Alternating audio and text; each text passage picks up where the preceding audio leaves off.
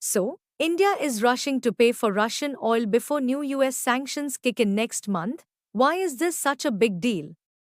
Well, Russia's oil makes up a huge chunk of India's imports, but new sanctions from the US could mess with this key supply. Let's break down what's going on and why it matters for the global oil market. Body.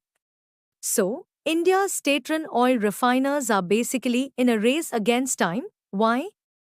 Because fresh US sanctions are about to hit Russia's oil industry in February, the refiners are trying to wrap up deals as fast as possible.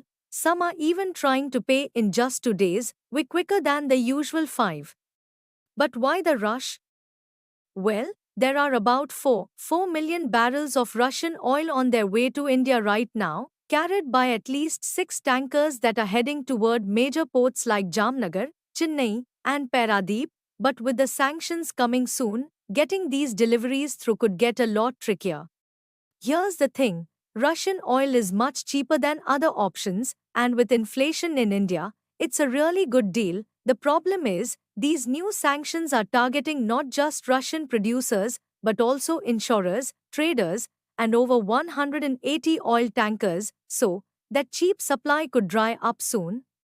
To avoid those US restrictions, Indian banks are now paying for the oil in rubles instead of dollars. This helps them dodge the $60 per barrel price cap that Western countries have placed on Russian oil.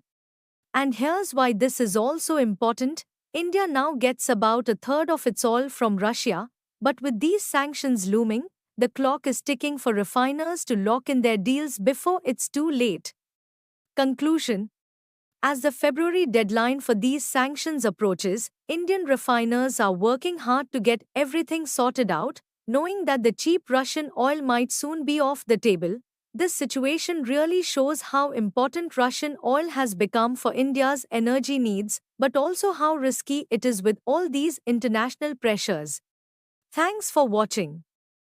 If you found this interesting, hit that like button, share, and don't forget to subscribe for more updates on the global oil market. We'll keep you posted on how these sanctions unfold and what they mean for the world.